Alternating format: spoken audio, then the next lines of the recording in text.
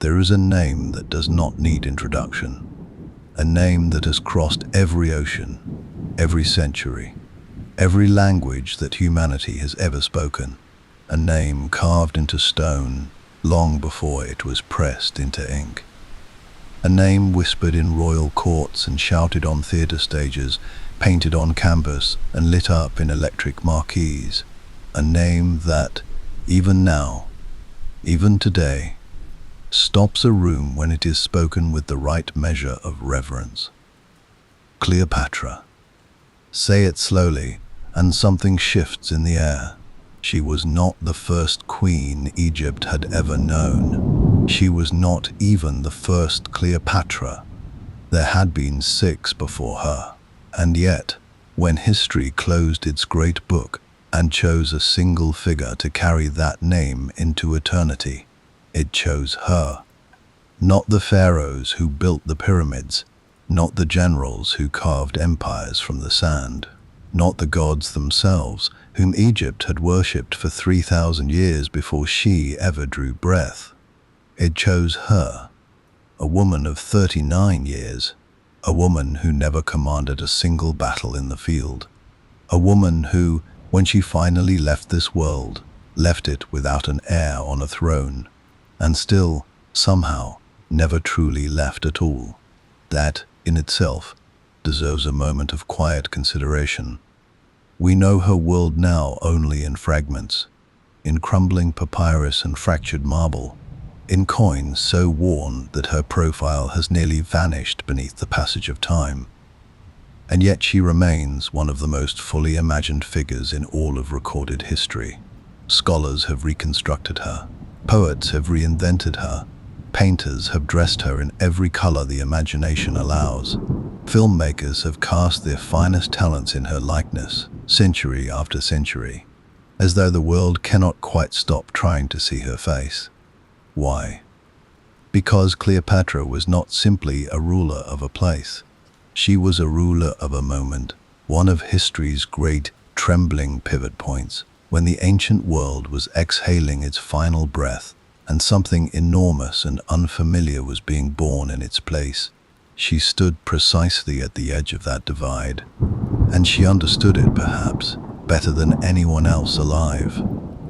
Egypt, in the year of her birth, 69 BC, by our reckoning, was ancient beyond imagining. The pyramids had already stood for 2,500 years. The great library at Alexandria held the accumulated knowledge of the civilized world. The Nile flooded and retreated as it always had, as reliable as breathing, feeding a people who had built their entire theology around its rhythms.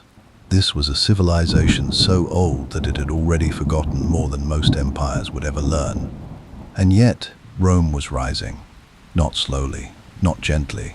Rome was rising the way the Nile rises in flood season, inexorable, consuming, indifferent to whatever lay in its path. Republic dissolving into dictatorship. Legions marching east. Alliances made and broken and made again.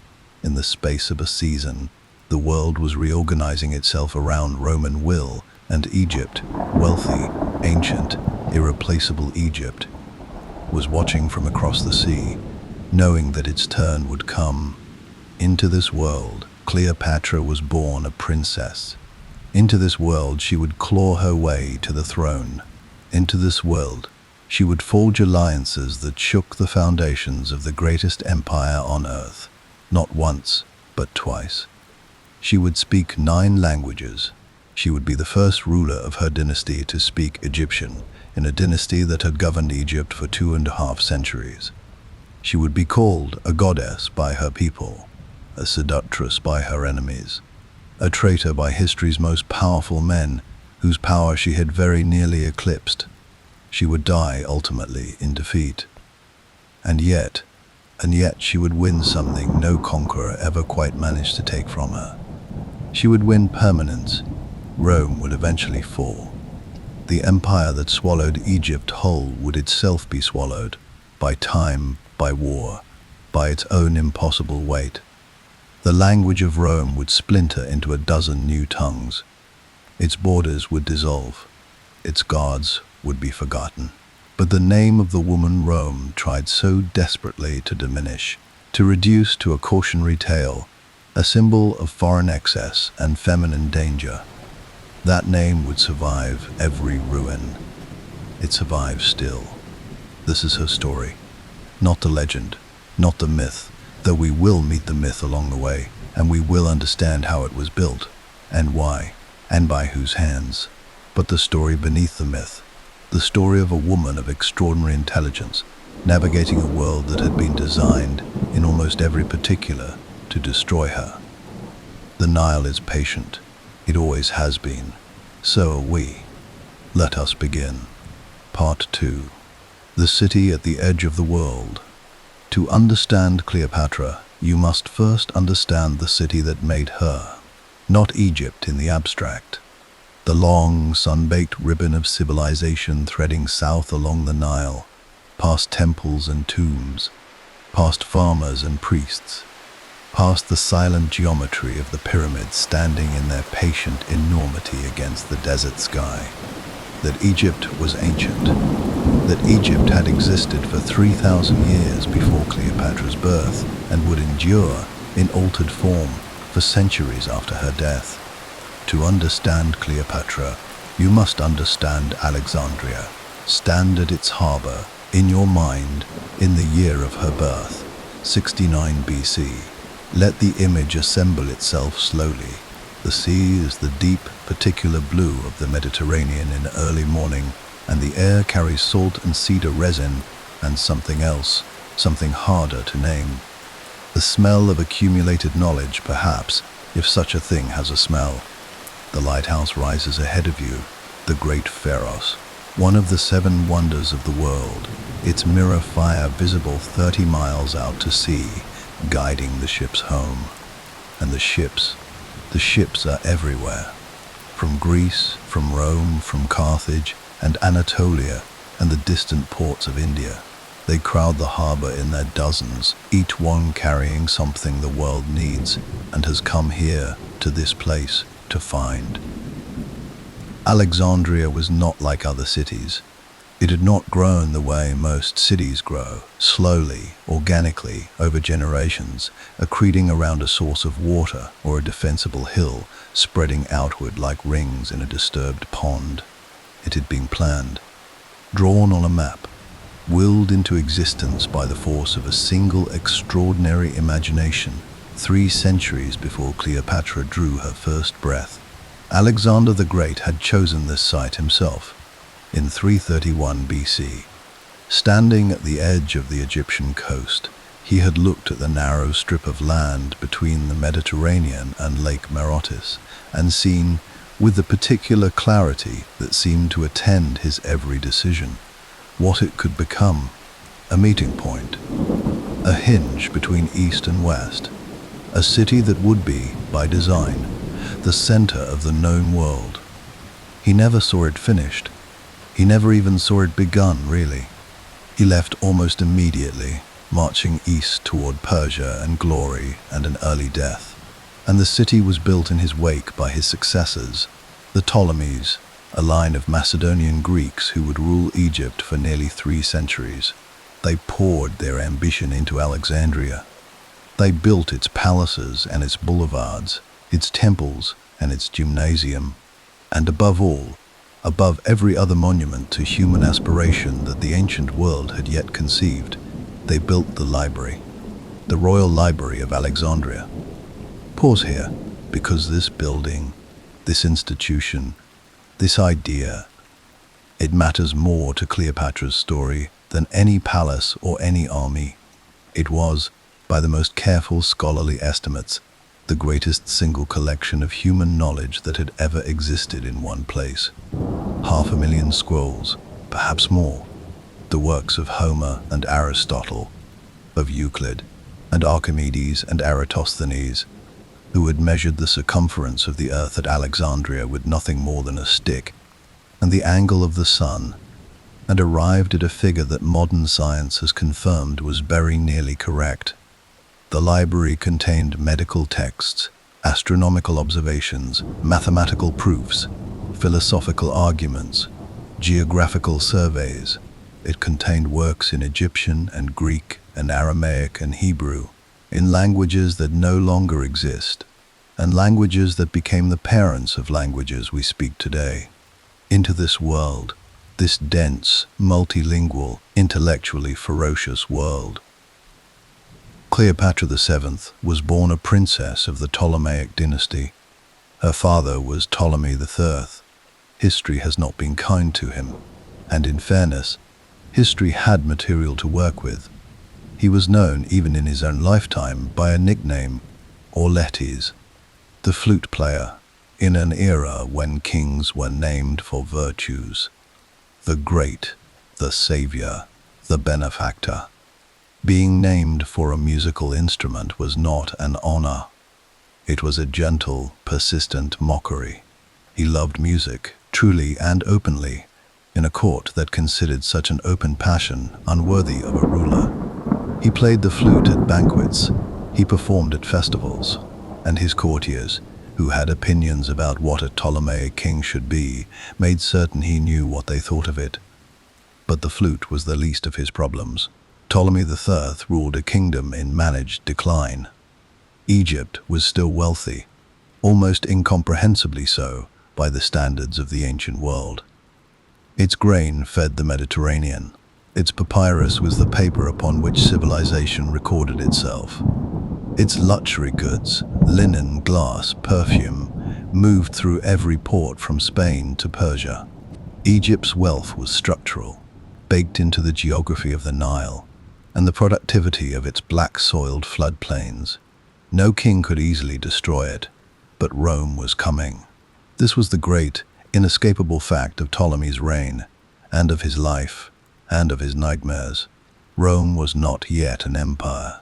That transformation was still unfolding, in real time, around the increasingly violent ambitions of the men who would remake the Republic.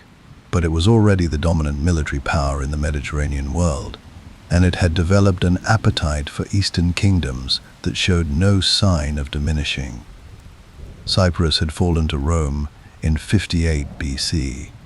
Ptolemy's own brother had been the governor of Cyprus, and when Rome annexed it, rather than accept the humiliation of surrender, he fell on his sword. Ptolemy watched this happen, and this is the moment that defined him in the eyes of his people. He did nothing. He went to Rome. He borrowed money from Roman bankers to pay Roman generals to lobby the Roman Senate to recognize his rule as legitimate and promised to protect his throne. He spent years in Rome doing this, a king reduced to a supplicant, bargaining for permission to remain in power over a kingdom that had once needed no one's permission at all. The Alexandrians, who were proud and vocal and had strong opinions about the dignity of their rulers, were furious. They expelled him. They placed his eldest daughter, Berenice, on the throne in his absence. He came back, eventually, with Roman soldiers, borrowed soldiers, paid for with borrowed money, debt that would hang over Egypt like a storm cloud for a generation.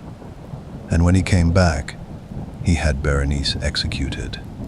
His daughter, his firstborn. There is a coldness to that fact that does not soften with retelling. It was, by the standards of Ptolemaic succession politics, perhaps not surprising. The dynasty had a long and pitiless history of family members eliminating each other in the competition for power, but it was the act of a frightened man, a man who had seen what happened to rulers who were seen as weak, who had watched Rome swallow kingdoms whole, and who had decided that the only way to survive was to be more ruthless than anyone could afford to challenge. This was the father who raised Cleopatra. What she made of him, we cannot know with certainty. The ancient sources are thin and often colored by Roman political interests that had every reason to diminish her, but we can look at what she became and work backwards, as historians sometimes must. She became fluent in 9 languages: Greek, which was the language of her dynasty, and the language of Alexandria's educated elite; Egyptian, which no Ptolemaic ruler before her had bothered to learn in 3 generations of rule; And this was not a small thing. It was a profound political statement, a declaration that she intended to be the queen of the Egyptian people, not merely their governor. Latin, Aramaic, Ethiopic, Hebrew, the languages of the Arabian traders who came through Alexandria's markets, the language of the Parthians, who controlled the eastern frontier and whose friendship was worth cultivating. She studied mathematics at the library. She studied astronomy and philosophy, medicine and alchemy, a term that in the ancient world encompassed what we would now call chemistry, the practical science of substances and their transformations. She was said by ancient writers to have authored texts on weights and measures, on hairstyling and cosmetics, not vanity, but applied chemistry, the science of materials.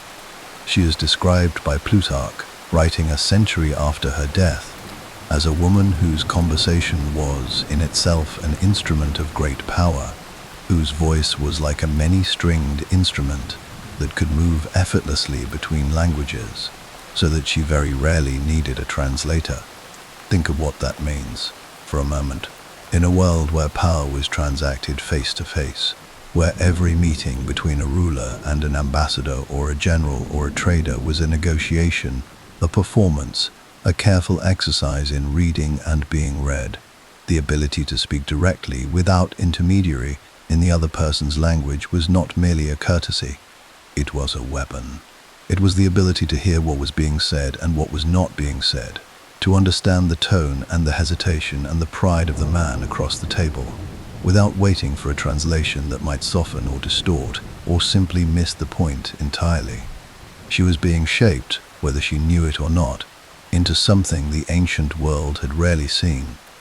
A ruler who was also a scholar, a queen who was also a diplomat, a woman who understood that in a world being remade by Roman force, intelligence, true, many-faceted, endlessly adaptable intelligence, might be the only currency worth holding. Ptolemy III died in 51 BC. Cleopatra was 18 years old. She had been co-regent with him for the last 2 years of his life, watching him decline, learning the machinery of the court, understanding which alliances held and which were held together by nothing more than habit and fear. When the end came, it came relatively quietly. Illness, most probably, the slow unwinding of a body that had carried too much anxiety for too long. His will named 2 of his children as his successors, Cleopatra, his second daughter, the eldest now, since Berenice's execution, and his son, Ptolemy III, who was 10 years old. They were to rule jointly. They were, by the customs of the dynasty, to marry, a Ptolemaic tradition that strikes the modern reader with immediate revulsion, but which was, in the political architecture of the ancient world, a mechanism for keeping power within a single bloodline and preventing the fracturing of the kingdom between competing branches of the family. Ptolemy XIII was 10. Cleopatra was 18. Whatever the formal arrangement said about joint rule, whatever the court ministers intended when they drew up the succession, she understood from the first moment who held the real authority and who intended to keep it. She began issuing decrees in her name alone. She placed her face on the coins and, for a time, omitted her brothers. She presented herself publicly in the dress of the goddess Isis, the great mother goddess of Egypt, the divine protector and healer, the queen of heaven and earth. This was not vanity. This was theology deployed as politics. The Egyptian people worshipped Isis, had worshipped her for centuries. To stand before them robed as Isis was, to place yourself beyond the reach of ordinary dynastic squabbling. It was to say, I am not merely the latest in a long line of Greek rulers managing your country for their own benefit. I am of you. I am for you. I am the goddess, walking among you in human form. It was an audacious claim. She was 18 years old. And it was working. But the court was watching, and the court had opinions.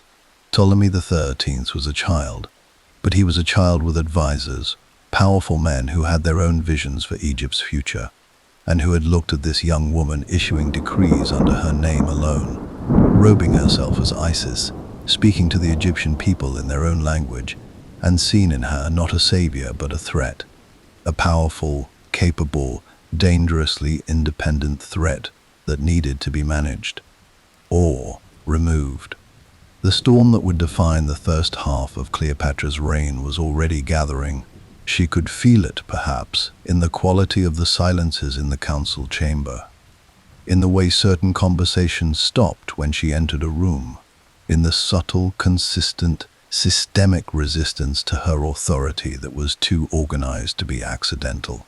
She had been queen for less than 3 years when they moved against her. The Nile is patient, but courts are not. Part 3. The woman in the carpet. Exile has a particular quality of silence to it, not the silence of peace, or of a quiet evening on the Nile, or of a temple at first light before the priests have begun their rituals. It is a harder silence, the silence of everything that has been taken away, of a throne that was yours and is no longer, of a city that knew your name as a queen's name and now knows it only as the name of a fugitive. In 49 BC, Cleopatra VII, Queen of Egypt, incarnation of Isis, daughter of a Ptolemaic line stretching back 2.5 centuries, was driven out of Alexandria by her own court. She was 20 years old. The men who orchestrated it were not, by the measures of the ancient world, villains. They were pragmatists of the most dangerous kind. Men who had decided that a strong, independent, intellectually formidable young queen was a worse proposition for their interests than a malleable 10-year-old boy surrounded by advisors they controlled. Pothinus, the chief eunuch of the court. Achillas, the general who commanded the Egyptian army. Theodotus, her brother's tutor, who had a rhetorician's gift for making the expedient sound like wisdom. These 3 men formed a regency council around Ptolemy XIII and set about the business of erasing Cleopatra from the throne she had inherited. They did not kill her. Perhaps they intended to, eventually, but for now, they pushed her to the margins. First stripped of authority, then stripped of presence, finally stripped of even the right to be in the country she ruled. She fled east, towards Syria, taking with her a small retinue of loyal supporters and very little else. No army to speak of, no resources beyond her own considerable mind, and the patience that Alexandria had given her, and the strategic intelligence that her father's turbulent reign had quietly, involuntarily, taught her. She gathered herself on the eastern frontier and she thought. And while she was thinking, the Roman world broke open. Julius Caesar arrived in Alexandria in the autumn of 48 BC, and his arrival changed everything, as Caesar's arrivals tended to do. He had not come for Egypt. He had come in pursuit of a man named Pompey. To understand why, you need to hold in your mind a brief picture of Rome at this moment. Not the Rome of marble temples and orderly law that it would eventually become in the history books, but Rome as it actually was in 48 BC, a city in the grip of a civil war so total, so consuming, that it had reorganized the entire Mediterranean world around its violence. Pompey and Caesar, 2 men who had once been allies. The 2 most powerful men in Rome, bound together by treaty and by Pompey's marriage to Caesar's daughter Julia, who had died young and left a political friendship with nothing personal to hold it together. The friendship had collapsed. The alliance had curdled. And what followed was the thing Rome always produced when 2 sufficiently ambitious men could not agree on which of them was greater: war. Caesar had crossed the Rubicon, that famous river, that famous moment of no return, in 49 BC. He had swept through Italy, then Spain, then Greece, his legions moving with the terrible efficiency that made them the most feared military force in the ancient world. He had met Pompey's army at Pharsalus, in northern Greece, and broken it completely. Pompey had fled with a handful of ships and the remnants of his pride, sailing east, looking for sanctuary. He chose Egypt, perhaps because Egypt was wealthy and might fund a return, perhaps because Ptolemy XVI, the flute player, the man who had borrowed Roman money and Roman soldiers to keep his throne, had owed Pompey a personal debt, and Pompey intended to collect. He never got the chance to ask. Pothinus, Achillas, and Theodotus, the Regency Council managing young Ptolemy XIII, had a brief conference, and then they made a calculation. Caesar had won. Pompey was finished. There was no benefit in sheltering the losing side of a Roman civil war, and potentially enormous benefit in demonstrating loyalty to the winning side. Pompey's ship approached the Egyptian shore.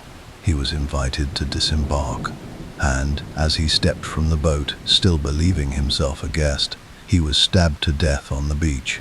His head was preserved and brought to Caesar as a gift. Caesar, by all accounts, wept. He had wanted Pompey captured, perhaps tried, perhaps pardoned, the kind of magnanimous gesture that history would remember well. He had not wanted this, not this undignified murder on a foreign beach, not this severed head presented to him by men who thought they were doing him a favor.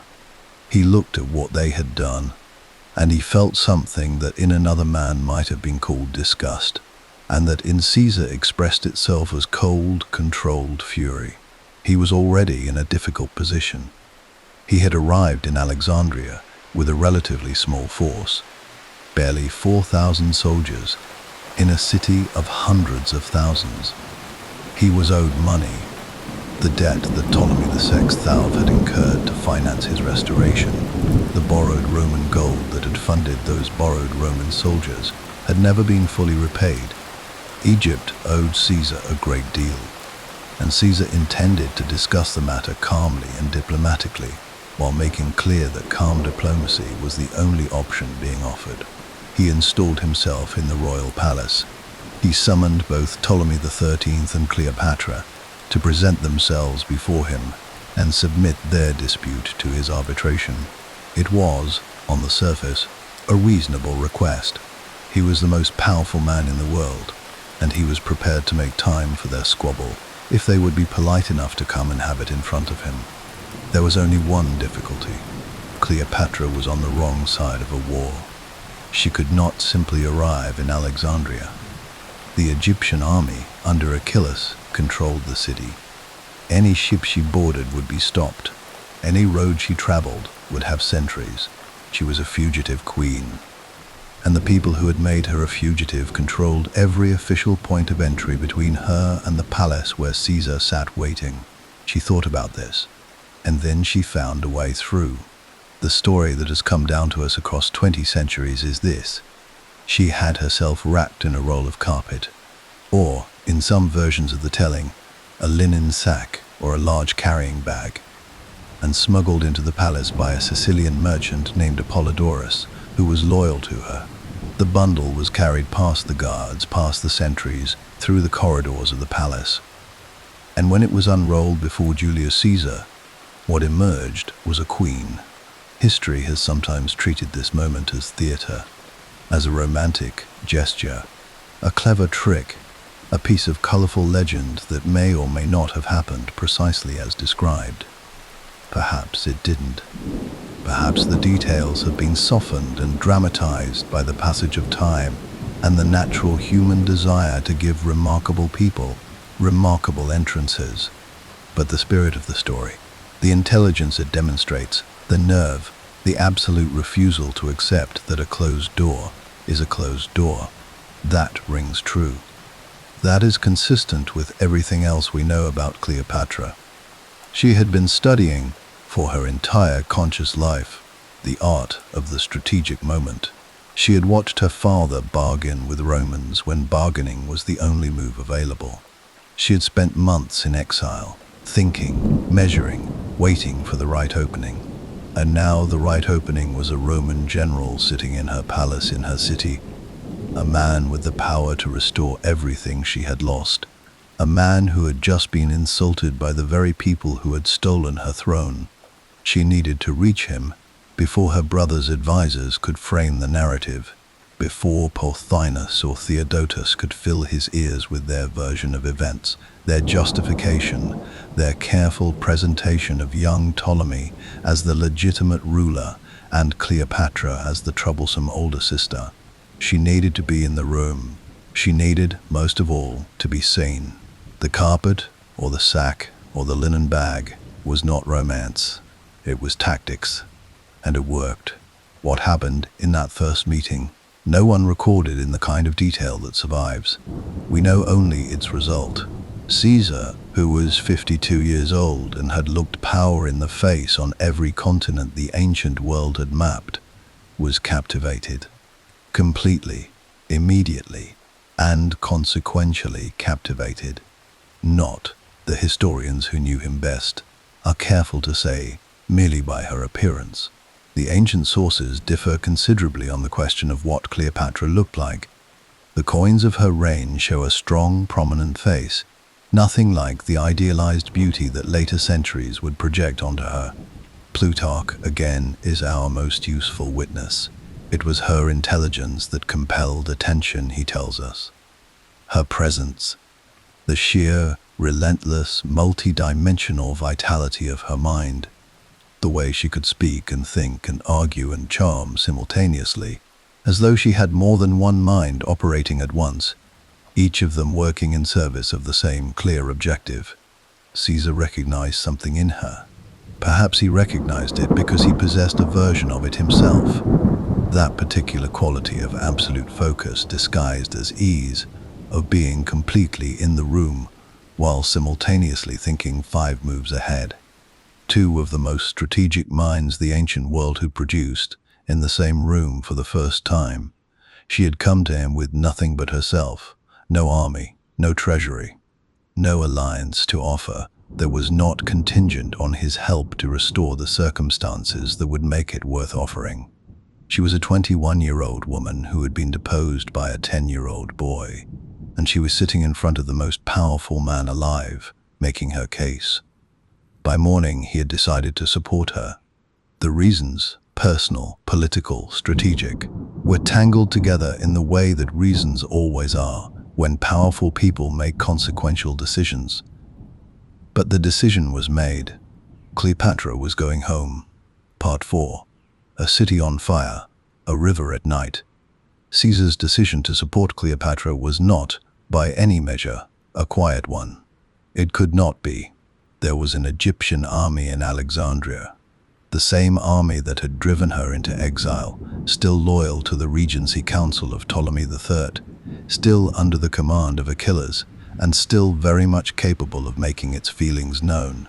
When Ptolemy III was brought to the palace the following morning and found his sister already there, already in conversation with the Roman general, already composing herself with the ease of someone who has decided that the situation is already resolved.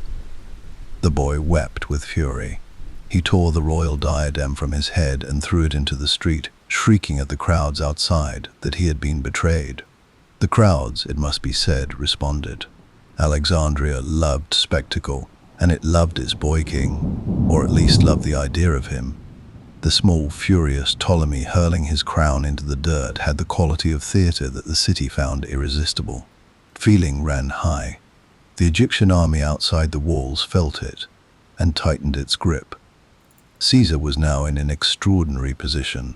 He had arrived in Alexandria with barely 4,000 soldiers, intending to arbitrate a sibling dispute and collect a debt. He now found himself effectively besieged in the royal palace quarter of a hostile city, with an army many times the size of his own arrayed against him, a furious child king on his hands, and a deposed queen he had just committed himself to restoring. He had, by any rational military calculus, badly overextended. Caesar was not a rational military calculator. He was something rarer and more dangerous. A man who could look at an impossible position and find within it, calmly and without panic, the one axis along which it could be turned. He held the harbor. The Alexandrian War, as history would come to call it, lasted through the winter of 48 into the spring of 47 BC. It was not, by the scale of the conflict Caesar had fought elsewhere, a large war, but it was a strange and intense one, fought in the peculiar geography of a city that was itself a wonder. Street by street through Alexandria's wide boulevards, ship by ship in the great harbor, palace room by palace room in a royal complex, vast enough to contain a small city, Caesar set fire to the Egyptian fleet to prevent it being used against him. The fire spread, and here history pauses over a wound that has never entirely healed. There is an ancient tradition, contested but persistent, that the fire reached the docks where the library kept a portion of its overflow collection, and that scrolls were lost. The full library itself, built deep within the city, almost certainly survived. It would endure for centuries yet, but something was lost that winter in Alexandria, in the smoke and the harbor light, and the precise measure of that loss belongs to the category of things we will simply never know. Pothinus, the architect of Cleopatra's exile, was executed. Caesar found evidence of his correspondence with the besieging army, and moved without hesitation. Achilles was killed by his own side, in the complex internal politics of the Egyptian command. Theodotus, the rhetorician who had counseled the murder of Pompey, escaped. He would survive for years, until eventually he encountered a man who had not forgotten what he had done, and did not. Ptolemy XIII was released. Perhaps Caesar hoped a gesture of goodwill toward the boy would soften the conflict.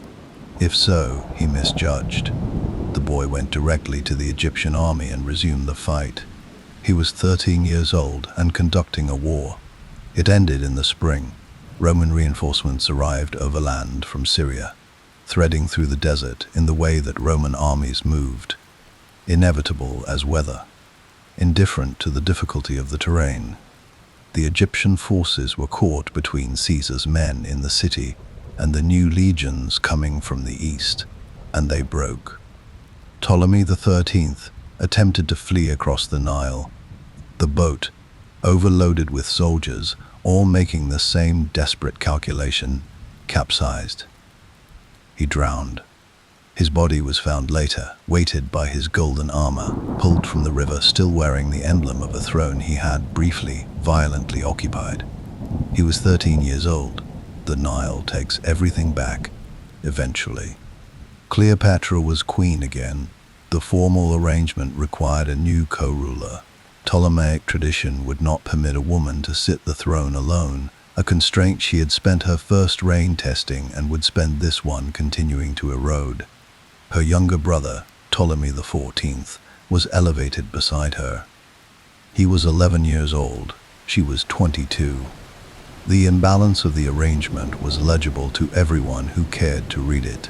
But the arrangement that mattered most, in the spring of 47 BC, was the one between Cleopatra and Caesar. He stayed. This is worth pausing on. Julius Caesar, who had a war to finish in Asia Minor, who had a fractured republic to stabilize in Rome, who had enemies accumulating in every province of the Mediterranean. He stayed in Egypt for months after the fighting ended.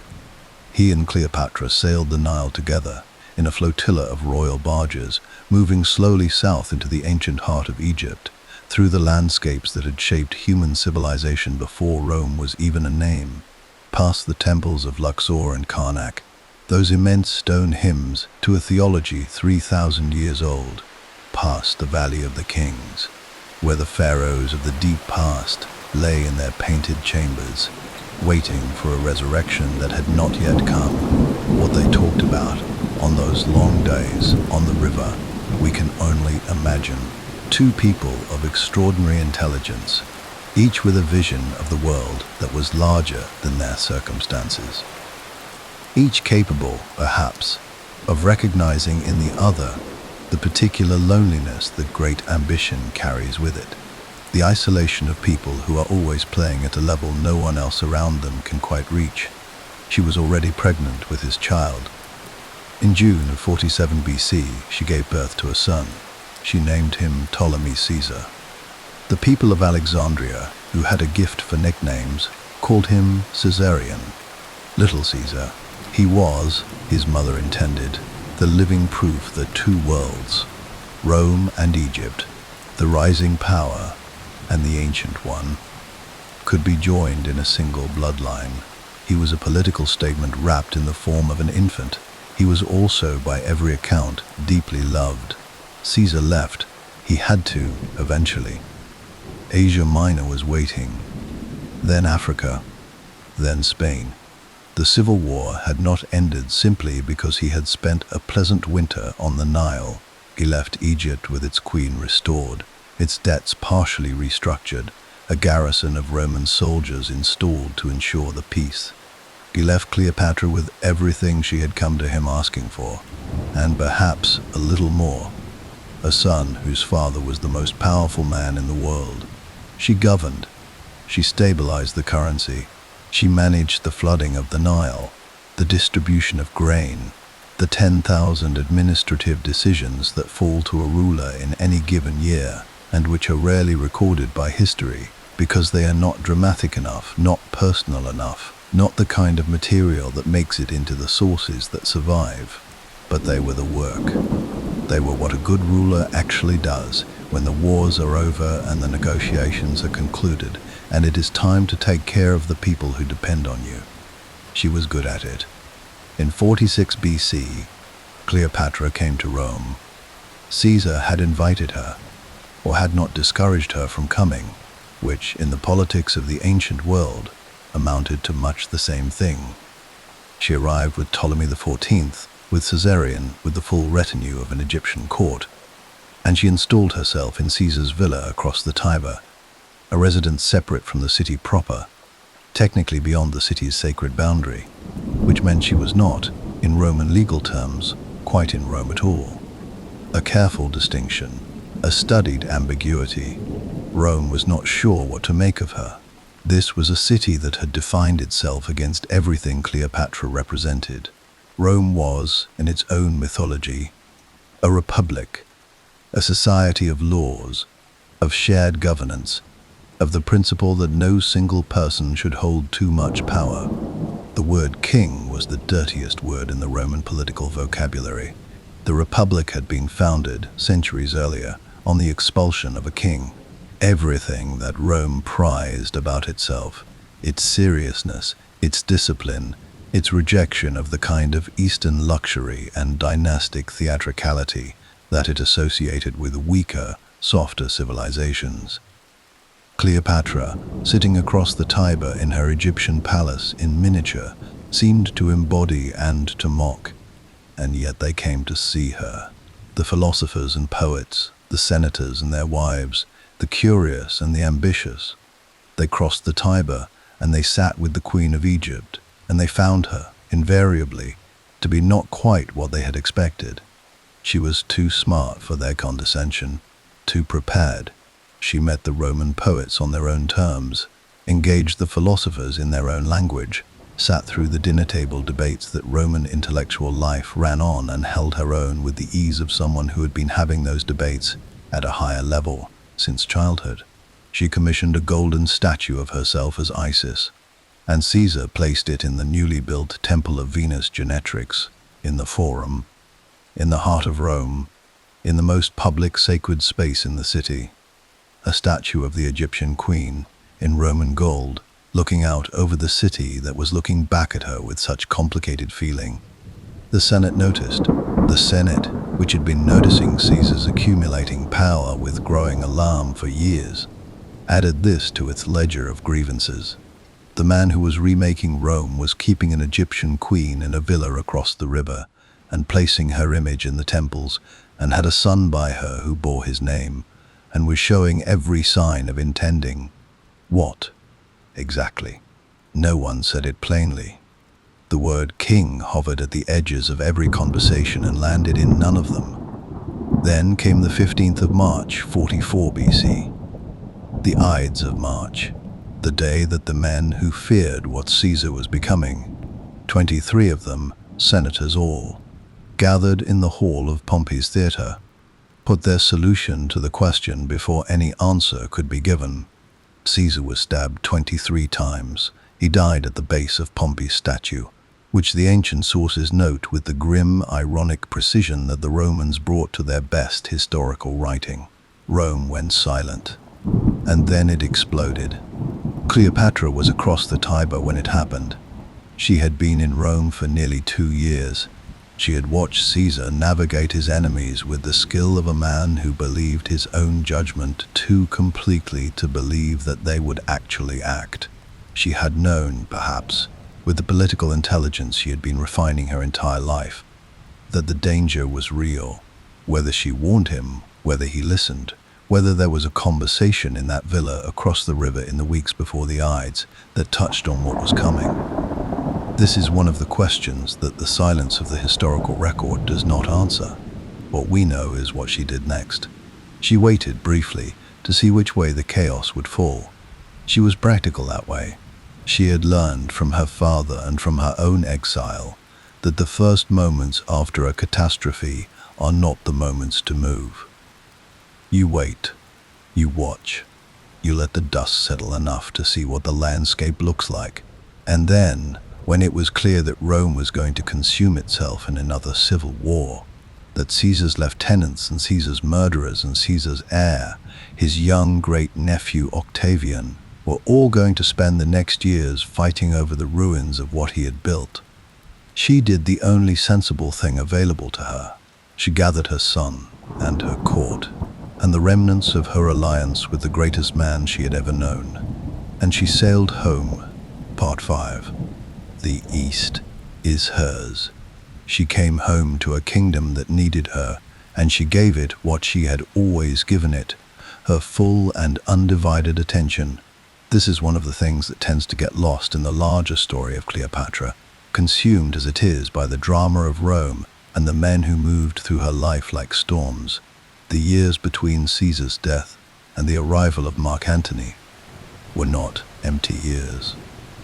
They were not the years of a woman in waiting, pausing her life until the next Roman came along to give it shape. They were the years of a working ruler at the height of her administrative powers, governing a country of extraordinary complexity with a steadiness that the historical record, if you read it carefully enough, cannot quite conceal. She was 26 years old when she returned from Rome. She had seen now the city that considered itself the center of the world, and she had found it impressive and brutal and, in certain ways, she had perhaps not anticipated, surprisingly fragile.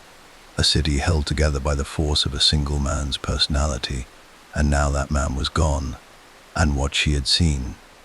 In those last weeks across the Tiber, watching the crowds and the silence and the quality of the fear in the streets after the Ides, was a power structure discovering that it had no foundation beneath the man it had just killed. Rome was strong, but it was not as permanent as it wished to appear. Egypt, governed well, could survive Rome's convulsions. This was the calculation she made. This was the work she set herself. She attended to the Nile, its flooding cycles, its agricultural yields, the distribution of grain through a country that ran, in every practical sense, on the river's annual generosity. She managed the complex bureaucracy of a kingdom that operated in multiple languages, across multiple religious traditions, across a geography that stretched from the Mediterranean coast deep into Africa. She oversaw the temples, maintaining the theological relationships that gave her authority in the eyes of the Egyptian people. The queen as Isis, the living goddess, the protector of the dead and the sustainer of the living. She continued to be, for her people, not merely a political ruler but a sacred one. A queen of a kind that the Ptolemies had never quite managed before her. She also, in the first year of her return, arranged the death of her brother, Ptolemy XIV, the 11-year-old she had been co-ruling with since the end of the Alexandrian War, died in 44 BC. The ancient sources are careful and brief on this point, in the way that ancient sources tend to be when what happened is legible but inconvenient to say plainly. He died She elevated Caesarion, her 3-year-old son, as her co-ruler in his place. Whether the death was natural, the fragile mortality of an ancient world childhood, or whether it was arranged by a queen who had watched her father execute one sibling and had drawn her own conclusions about the mathematics of succession. This is a question that history has answered with a silence that speaks. What she did next was unambiguous. She had Caesarion formally recognized as the son of Julius Caesar, the heir, she was establishing clearly, of the most powerful man Rome had ever produced. She commissioned images of herself and Caesarion together in the great temple complex at Dendera, carved in relief on the southern wall. She robed as Isis and he as Horus, the divine child, the son of the goddess. The theology was deliberate and precise. Horus was the rightful king. Horus was the son of Isis. And the son of Isis stood beside her now, 3 years old, carved in imperishable stone. She was playing a long game, and she was playing it with the patience of someone who had always known that the long game was the only one worth playing. In Rome, or rather, across the scattered geography of Rome's collapsing republic, the civil war that Caesar's death had ignited burned through its appointed stages. Brutus and Cassius, the most prominent of the men who had killed Caesar, had fled east after the mood in Rome turned against them. They raised armies. They controlled Greece and much of Asia Minor.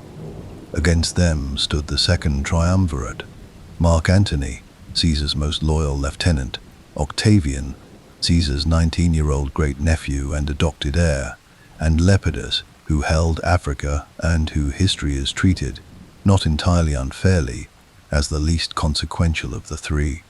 Cleopatra was watching all of this with the careful attention of a woman who knew that wherever this war ended, Egypt would be required to have chosen a side. She had sent ships, nominally, a small fleet, in support of the triumvirate, which was, on balance, the safer alliance, since it included Caesar's heir and Caesar's friend.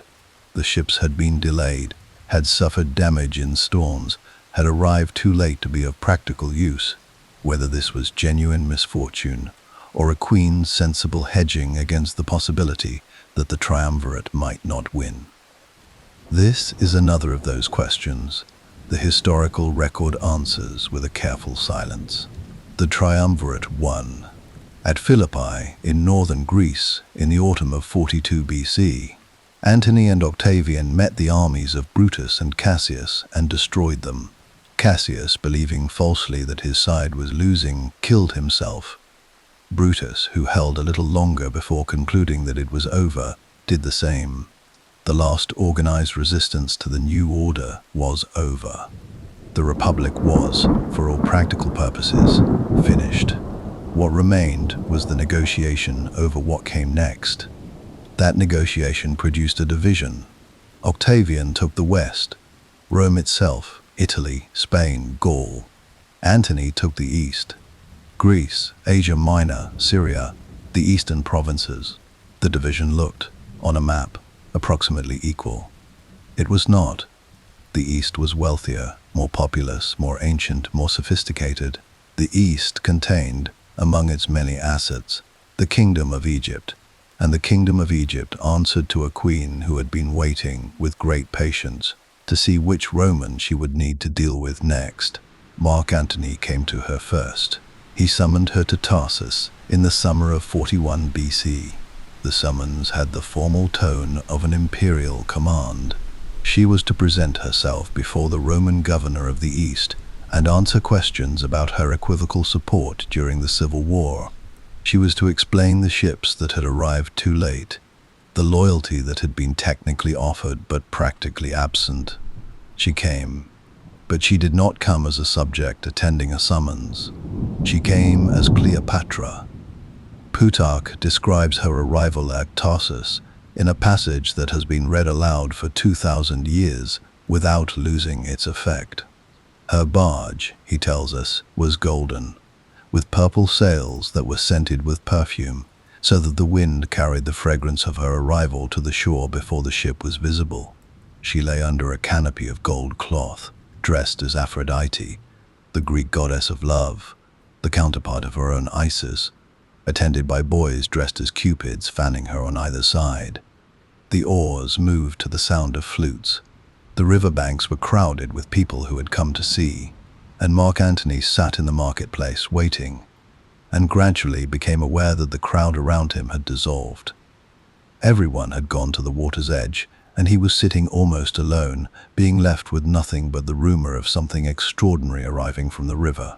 She had done this before, of course.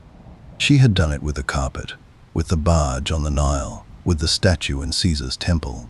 She understood that political power was partly theater, that the moment of arrival, the first impression, the frame in which you chose to present yourself, could do half the work of a negotiation before a single word was exchanged.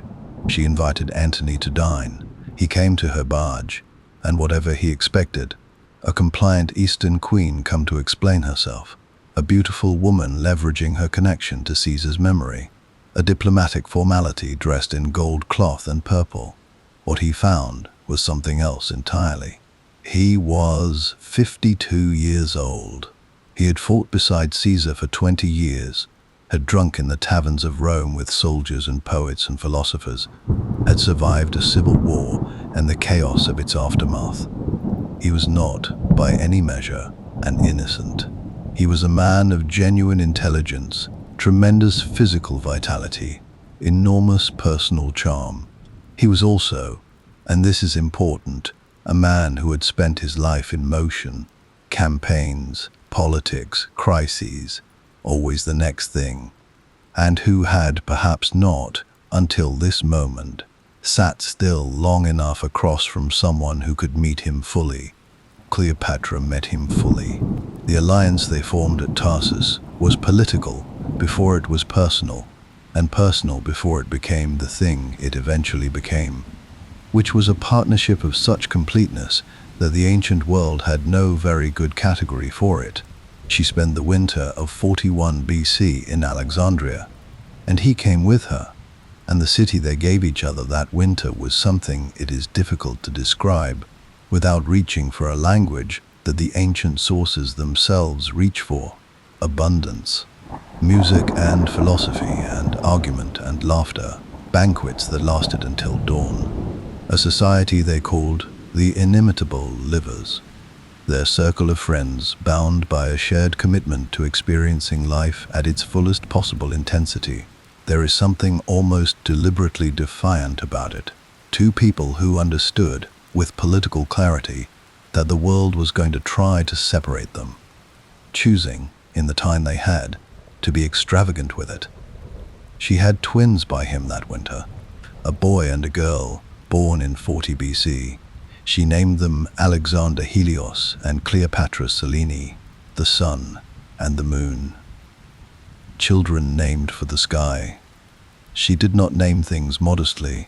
The years between their first meeting and the final confrontation were years of extraordinary building tension. The kind of tension that the ancient world seemed to produce with a particular genius for theater, as though history itself understood that this story needed time to become what it was going to be. Antony came and went. He had Rome to manage, crises to attend to, and a marriage to Octavia, Octavian's sister, that had been arranged in 40 BC as a political settlement between the two most powerful men in the world. The marriage was an attempt to hold the division of the Roman world stable. It was an attempt to stop what both men already sensed was coming. It lasted, formally, for several years, and Antony did not entirely neglect it. But it was always a political arrangement, and the pull of the East, of Alexandria, of Cleopatra, was something that proved stronger than political arrangements tend to be. In the end, by 37 BC, he had returned to her. He did not return quietly. He summoned her to Antioch, and there they made the terms of their alliance formal. He recognized the twins. He transferred to her control territories that were not, technically, his alone to transfer. Parts of the eastern Mediterranean coast, Cyprus, regions of Arabia and Syria, She gave him the thing he needed in return: Egypt's wealth, Egypt's grain, Egypt's ships and resources to fund the Eastern campaign he was planning against Parthia. It was the great unfinished project of Roman military ambition. Parthia, the empire to the east, which had beaten Rome before and which Antony intended to beat in return. The Parthian campaign failed. This is the turning point that tends to get overlooked in the more romantic retelling of Antony and Cleopatra's story. But it mattered enormously. He lost tens of thousands of men in the mountains of Armenia and Parthia, in a campaign that started badly and deteriorated. He came back to Alexandria diminished, and Cleopatra received him, and Egypt funded his recovery, and the debt he owed her, in every sense, deepened. In 34 BC, he staged in Alexandria what the Romans would call the donations of Alexandria, a great public ceremony in which he sat on a golden throne beside Cleopatra, robed and enthroned as Isis, and formally distributed the Eastern world between her and their children. Caesarion was named co-ruler of Egypt and king of kings. Alexander Helios was given Armenia and the East. Cleopatra Selene was given Cyrenaica. The youngest, Ptolemy Philadelphus, was given Syria. Cleopatra herself was declared Queen of Kings. In Rome, Octavian read the reports of this ceremony with an expression that the sources do not record, but that we can reconstruct from what he did next. He went to work. He had been going to work quietly for years, building his own base, consolidating the West, managing the political machinery of Rome with a patience and strategic intelligence that his youth had always concealed. He was a cold man, Octavian. Not cold in the way of cruelty for its own sake, but cold in the way of a man who had decided very early that emotion was a liability and calculation was not. He was 23 years younger than Antony. He had never fought in a battle himself. He had always found reasons to be elsewhere when the swords came out, and yet he was, increasingly, the dominant force in Rome. He took the ceremony at Alexandria and he made it into a story. He read Antony's will aloud in the Senate, a shocking breach of Roman legal custom, the desecration of a living man's private document. And the will, whether genuine or altered for the occasion, contained provisions that seemed to confirm every Roman fear about what Antony had become. He intended to be buried in Alexandria.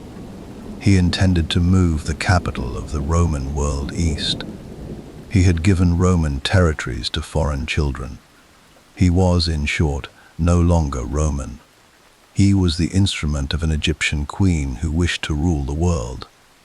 Octavian did not declare war on Mark Antony. He declared war on Cleopatra. It was a precise and ruthless distinction. A war against Antony was a civil war, Roman against Roman, the thing the Republic had bled for a generation to exhaust itself of. A war against Cleopatra was something else. It was a foreign war, a righteous war. A war in defense of Roman values against the Eastern queen who had seduced a Roman general away from everything that made him Roman. The machinery of propaganda moved, the story was told, and the legions began to march toward the sea. Part 6. What the River Keeps. The Battle of Actium was fought on the 2nd of September, 31 BC, off the western coast of Greece, and it was over before most people watching from the shore fully understood what was happening. The two fleets had been maneuvering for months. Octavian's general, Agrippa, a military mind of the first order, perhaps the most capable commander of his generation, had spent the preceding weeks systematically dismantling Antony's strategic position. He cut supply lines. He seized ports. He let disease and desertion thin Antony's forces through the long, hot summer, while Octavian's men, camped on the healthier northern shore, remained relatively intact. By the time the fleets finally met in open water, Antony's position was already compromised. He was not fighting from strength. He was fighting to escape. This distinction matters. The conventional telling of Actium frames it as a great decisive naval engagement, two empires meeting in the Ionian Sea to settle the question of who would rule the world. In reality, it was closer to a breakout attempt. Antony's intention, most historians now believe, was not to win the battle outright, but to punch through Octavian's blockade, preserve as many ships as possible, retreat to Egypt, and fight on from there. He still had resources. Egypt was still wealthy. The war, he believed, was not finished. Cleopatra's squadron sailed through the gap first. Her 60 ships, with their sails stored in the hold rather than left on shore as custom dictated. A detail that the ancient sources note with careful significance, because it meant from the very beginning that withdrawal, not engagement, was the plan. She sailed south, toward Egypt, toward the only ground she still controlled, the only kingdom that was still hers. Antony followed her.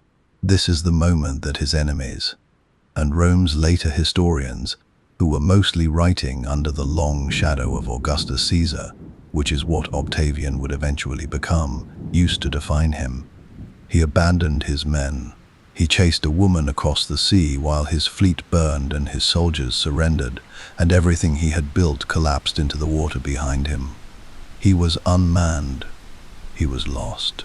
He was proof of what happened to a Roman who let himself be pulled too far into the orbit of the East. The truth is both simpler and more complicated. He was a general making a tactical decision under impossible circumstances, following the movement of the Allied fleet that still had a chance of keeping the war alive. But the truth, in this story as in so many stories, mattered less than the version that was being written by the man who had won. Octavian was already composing the narrative. The narrative required Antony to be weak, and the narrative required Cleopatra to be the reason for that weakness. And the narrative was so well constructed that it has persisted, in various forms, for 2,000 years. They arrived back in Alexandria knowing, with the clarity that experienced rulers develop about such things, that the end had a shape now, that the question was no longer whether Octavian would come, but when, and what they would do when he arrived. The mood in Alexandria that autumn and winter was something the ancient sources try to describe, and do not quite manage. Cleopatra threw herself into activity. She always had, in moments of crisis, preferred action to stillness. She began moving Egypt's treasury south, toward the Red Sea. She was contemplating, with a strategic part of her mind that never fully went quiet, the possibility of sailing east, taking what remained of Egypt's wealth and resources beyond the reach of Rome, starting something new in Arabia or India, or further still, in the vast geography of the world that Rome had not yet consumed. She had Caesarion sent south toward Ethiopia with his tutors and a bodyguard, her son, Caesar's son, the boy whose existence was itself a political argument, kept at a careful distance from what was coming.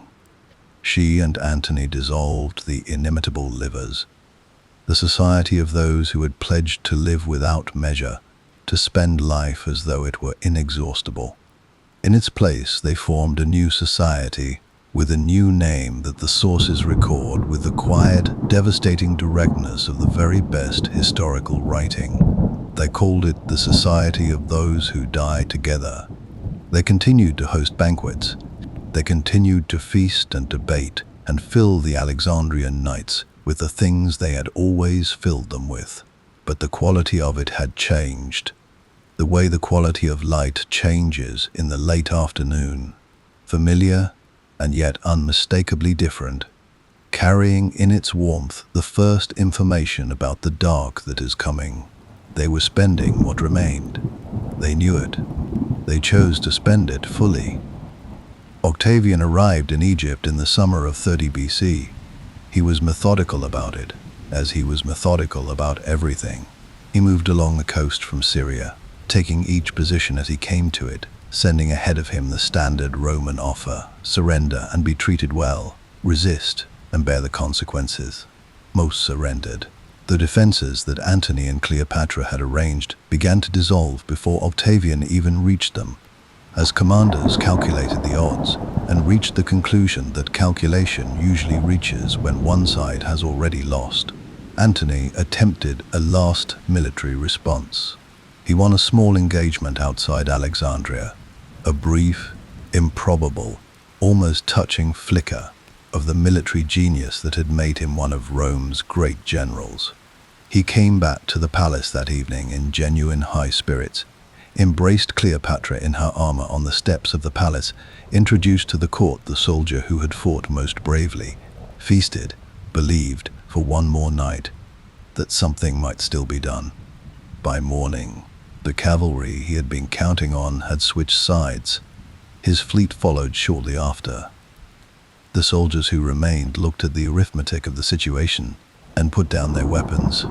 He went out to meet what was left and found there was nothing left to meet. He came back into the city, and the city was Octavian's. He sent a message to Cleopatra in the mausoleum where she had sealed herself. She had moved there days earlier with her treasurer and 2 trusted women, securing the treasury against seizure. The message was a question. Or perhaps not even a question. The sources are not precise about the words. A reaching out, a last communication between 2 people who had spent a decade in each other's orbit, now separated by the final arithmetic of defeat. What came back was not what he had hoped. A message arrived. The sources disagree about its origin and intention, about whether it was deliberate or confused, about whether it was a misunderstanding or a final act of miscommunication in a story that was ending too fast for its participants to keep up with. Reporting that Cleopatra was dead. She was not dead. She was in the mausoleum, very much alive, negotiating for the lives of her children.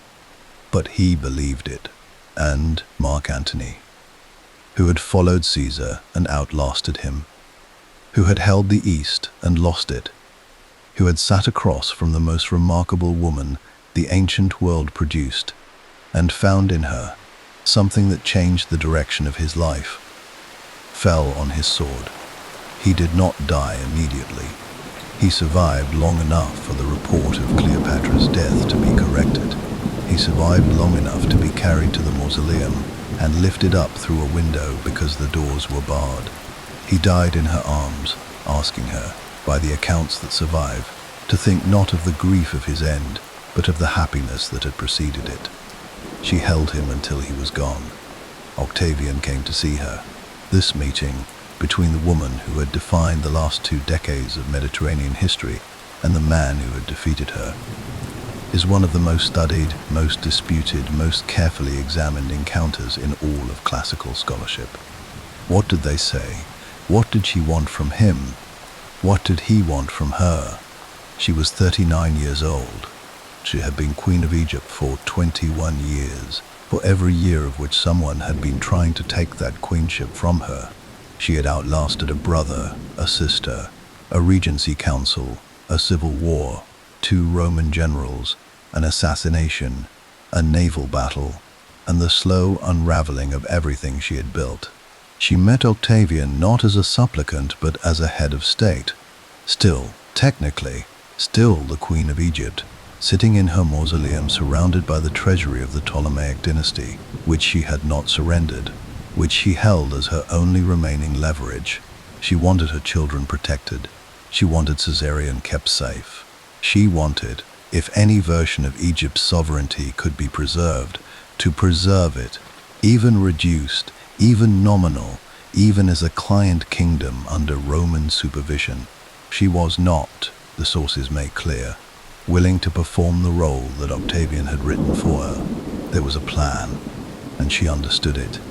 He would take her to Rome, and he would parade her in his triumph, and the Roman crowds would see the exotic Eastern queen in chains, defeated, diminished, a trophy of the new order. The woman who had seduced 2 Roman generals and nearly brought the Republic to its knees, walking in chains through the streets of the city she had once lived in as a guest. She would not do it. The method of her death has been debated for 2,000 years. The asp, the small Egyptian cobra, sacred to the sun god, whose bite the Egyptians believed conveyed immortality rather than death. This is the image that has persisted. She died as she had lived, on her own terms, draped in her royal robes, arranging the manner of her departure with the same attention to theatre and symbolism that she had brought to every other significant moment of her life. She was found by Octavian's guards, already dead, sitting upright on her golden couch. Her attendants, Iras and Charmian, women who had served her for years, died beside her. Charmian, according to Plutarch, was still alive when the guards entered, barely, adjusting the diadem on Cleopatra's head with the last of her strength. One of the guards, enraged, demanded of her whether this was well done. She answered, "Extremely well, and as befitting the descendant of so many kings." Then she too fell. Octavian had Caesarion killed. He was 17 years old, recalled from his southern retreat on the false promise of safe passage. He was Caesar's son, and Octavian, who was Caesar's heir, had read enough history to understand that 2 heirs to the same name was 1 too many. The other children were spared. They were taken to Rome and displayed in Octavian's triumph, walking in chains as their mother had refused to, behind a golden effigy of Cleopatra herself, posed as she had been found, upright, robed, with the asp at her arm. Egypt became a Roman province. It was administered with unusual care. No senator was permitted to visit it without Octavian's personal permission, because Egypt's grain supply was so essential to Rome's stability that control of it was equivalent to control of the city. It was not treated as an ordinary province. It was treated as something personal, something precious, something that required particular attention. The Ptolemaic dynasty was over. 3 centuries of Greek rule over ancient Egypt ended in a single season. The library would stand for centuries yet, diminishing slowly, reduced by neglect and time and the changing priorities of the world that succeeded the one Cleopatra had known. The great Pharos lighthouse would guide ships home for 5 more centuries before an earthquake took it down. The city of Alexandria would endure, transformed, reshaped, renamed in its allegiances a dozen times over. Greek city, Roman city, Christian city, Arab city, Ottoman city, the Alexandria that exists today, holding within its soil the dust of everything it has been. Cleopatra's tomb was never found. Octavian buried her beside Antony, at her own request. The location has been lost to history, and archaeologists have been looking for it in various ways for centuries. Perhaps this is fitting. She was always better at being present than at being located. And so we return, at last, to the question with which this documentary began. Not the historical question, those we have now examined as closely as the evidence allows. The other question, the one underneath the history. Why her?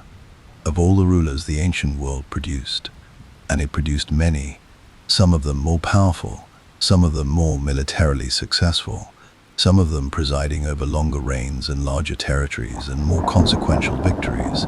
Why is it her name that the world has carried for 2,000 years with such unflagging, undiminishing intensity?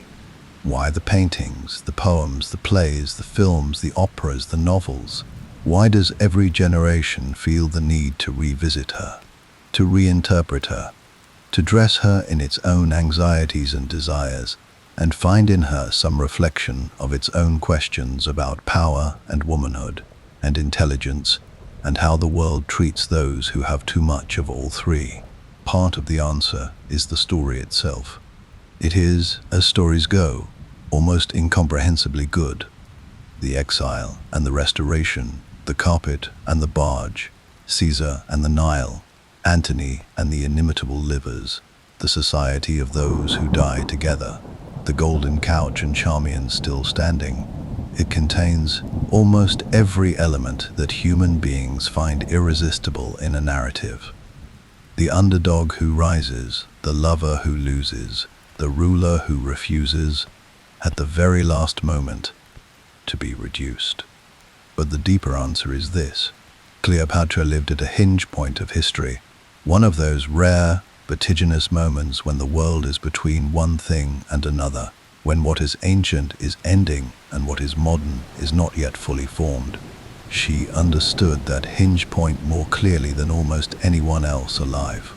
She tried, with everything she had, her languages and her learning, her gold and her theatrics, her children and her alliances, her extraordinary, indefatigable intelligence, to hold the door open a little longer, to delay the moment when one world became another and something irretrievable was lost. She did not succeed. Rome became an empire, and Egypt became a province.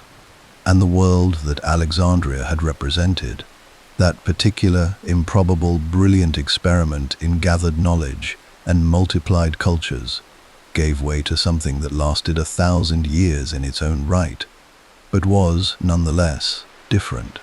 And yet the door she tried to hold open, we are still standing in it, still looking through it, still asking the questions that her story raises about what intelligence is worth in a world organized around force, about what it means to rule with genuine care for the people who depend on you, about what we do when we understand with perfect clarity that we are losing, and we must decide what we refuse to surrender even then. She lost. She won something else. She won this precise thing, this conversation across 2,000 years.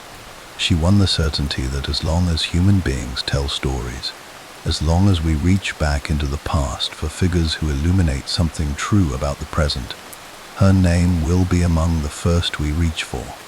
The Nile is patient. It always has been. But she was not patient.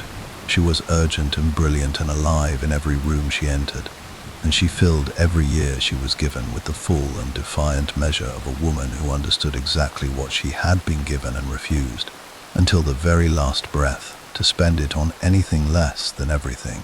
The river flows on, and somewhere in its current still is her.